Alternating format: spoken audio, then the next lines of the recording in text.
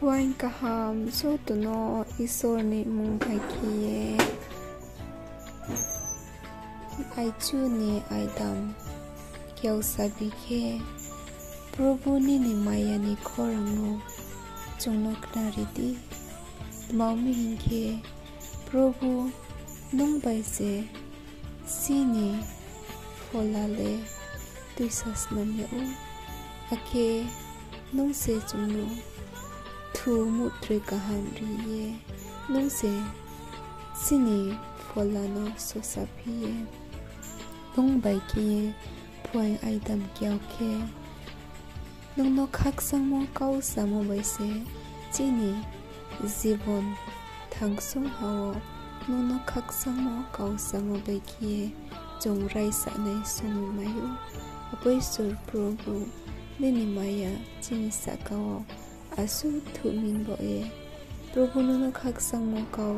জং সাপ্লাই তোনাই নামো ও মেঘনা ইসো প্রভু বো লেখা পুয়ো নিনি মায়া নুং হামিও মো nung wai su klai mo zo toro no robo khata buyo tui saye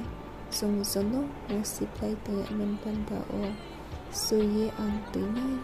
robo pai so nini badeyo treke ha po chini impang bui iso ru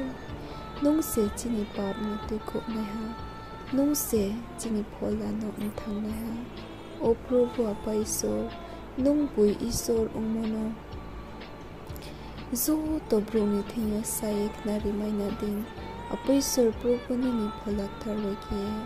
ani kha phang kaw sati o meg na isor apa nung se chini lama nung se chini rangma nung se chini jibon le apa nung bai ki tumya ke moha po purthim biole hamyo ne ma ake khaksak ne ma moha pokri nungbo bible sastrok tharo sumadin apoi sur probu poni ni bible thar sastro sumo kauthero le chini panda o ba rinang sumo se bozu tono chung pore ye nini kauthero no chini khapang no to ti ye nung phaya ha chung nei sau ye ton ma hinye chini panda o nung jai ki khunam se apa nung let pui se ye chung si mena di ake nung chini panda o jaka thir khe sau mo chung pho su me nai nrang lama ta ko thu hinye nung bo sastro o su ye khunang mo kau the rong no chung po reply ye nung phaya ha chung sai ke tung so me nai sin so tuni kha pango nung khau sati apaisur prabhu salbu yo nung bai ke tung ye chini jibono trepo khak sang mung plong akhe nung bai ke ya prisele me mayak nan panda o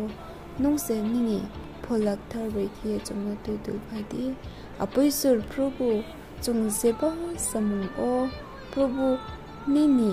thinyo ya phai mo bai ki se chung rai sa ching me nin panda opo nung chung no nang khru ti chini jibon thang tung sung hawo akhe nung chung no rang ma ri tung sung hawo nung no khak sang mo kau sa mo bai ki se salbu yo chung tung me nai apo nung se chini kha phang o kau sa ti o prabhu jeba khemeni ha mai na isor Prabhu sung lama hinkronis kang o Prabhu chini ya prino nung se thau phai di akhe Prabhu suitan no draw sau maya nai ni phai mar nung chung no ri di nini kau thai bai ke chung no tu du phai di o apo magnang isor nini maya nini msa jo toro po si mena ding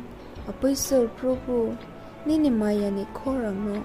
brang so to ni thiyo pho sumai na ding apa brani gyan no nung kyau ri ti o prabhu meg nang isur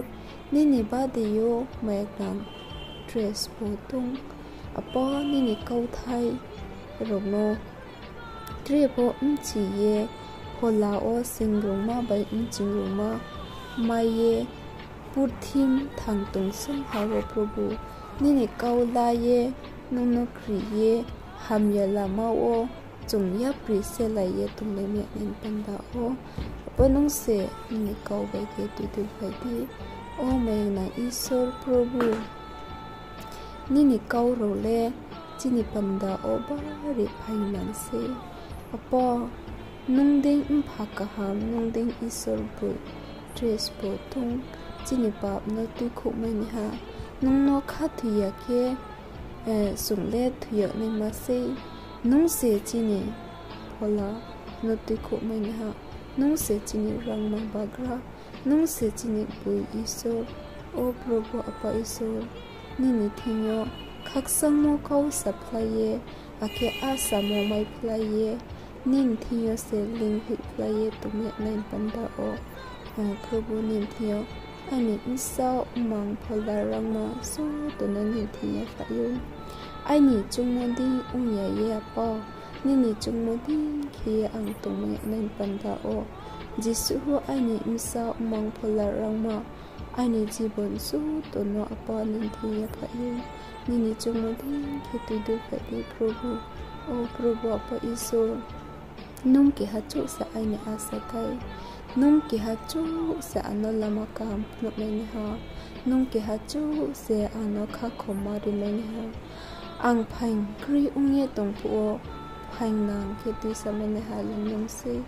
bozu to prathana chano maya bai tu ko jisu ni mong bai sai amen.